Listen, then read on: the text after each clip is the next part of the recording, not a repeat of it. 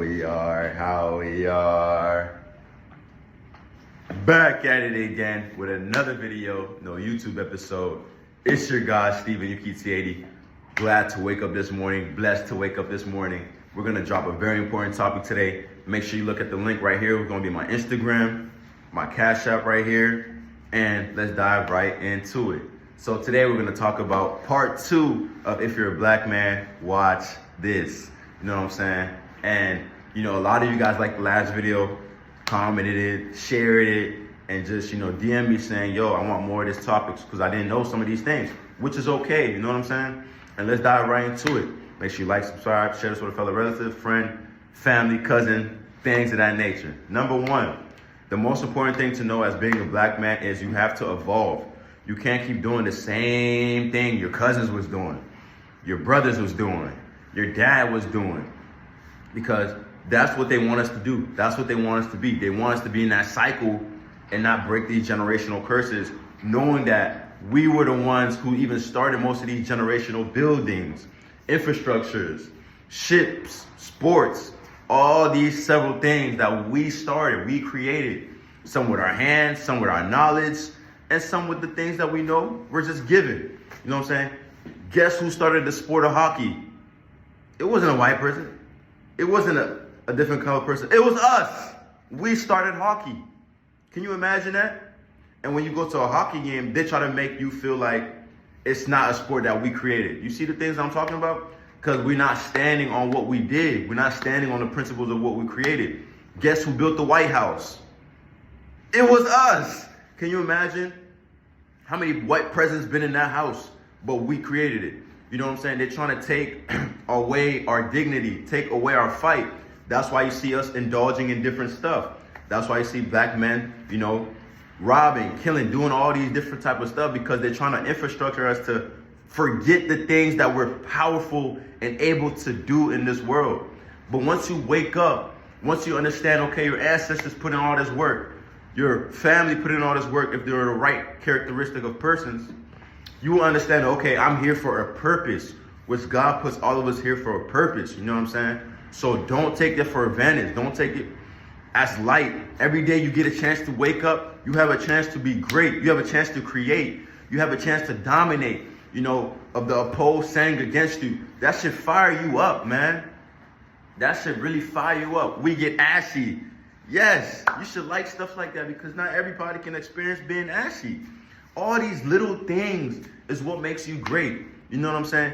Don't feel bad about, being melanated, being opposed to, because people make you feel like that's a less than. Like, come on now. They're only doing that because they know the power that's in you. You think, all right, for example, you think somebody's gonna walk down and see a homeless person and try to make fun of him already?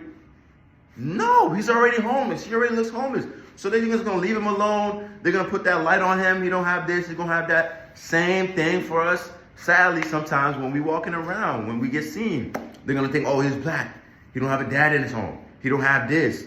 He don't have that. You see? And all those stigmas are created from us letting them, do whatever they want to do to us. But for the ones who understand this, who get a chance to wake up and do whatever they want to do, through the Lord, of course, they understand that they're already being opposed to, like I said in the last video about the first topic. So you got to understand that you have to evolutionize. You have to do stuff you never done before. You know what I'm saying? You have to read books. Oh, but Steve, I don't like reading. Read. Do something different and change your outcome. Unless you're going to be doing the same thing over and over and over and over again. You don't want to be like your past brothers, past dad, cousins, things of that nature that didn't reinvent the wheel with the opportunity they got. So how about you be that limelight, you be that wheel, and change the narrative. Let's go, man. I'm fired up. Y'all should be fired up. You know what I'm saying?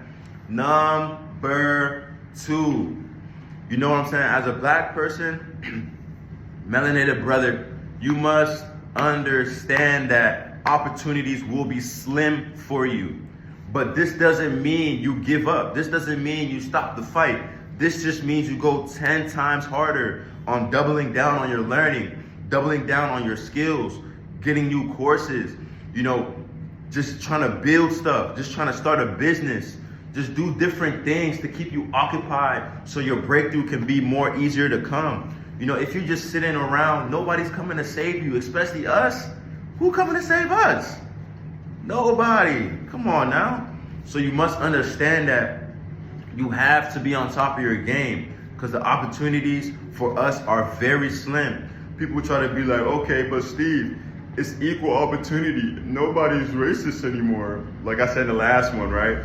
Everybody doesn't care about that. No, it's not true. Why do you think when you submit an application, you have to type in white, black, Indian, Native American, all these type of races? Because they understand that, okay, who do we want to get in the door first?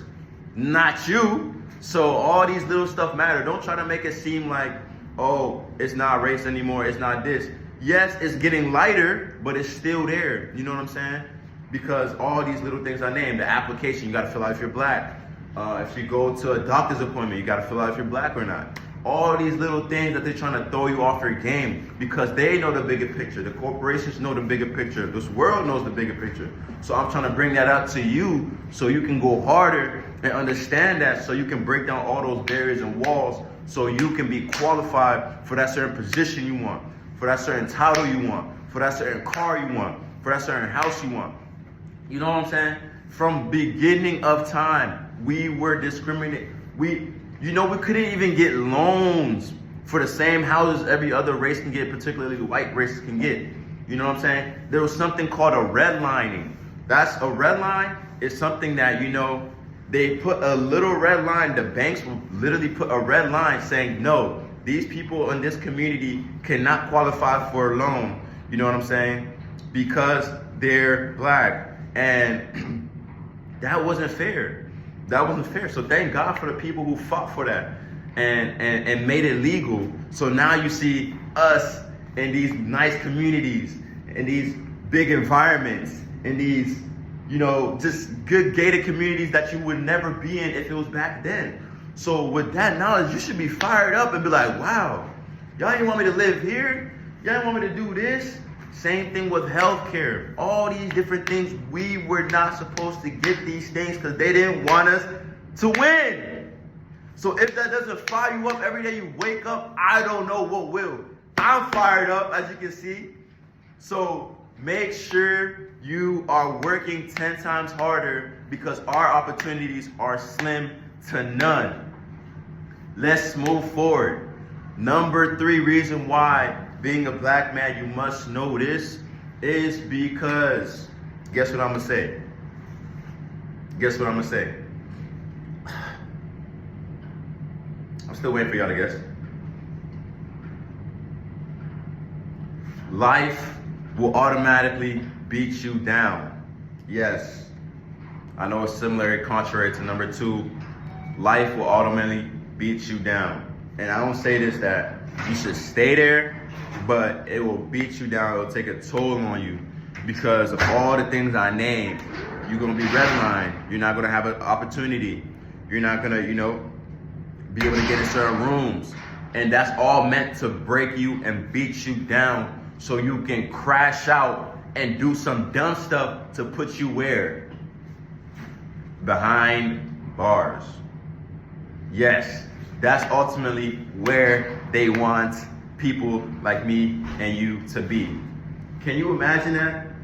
Human beings wanting us to be behind bars just so we don't have the opportunity and time to create, just so we don't have the time to be in the real world and design things we want to do to become successful. Because they know we have the talent, they know we have the skill.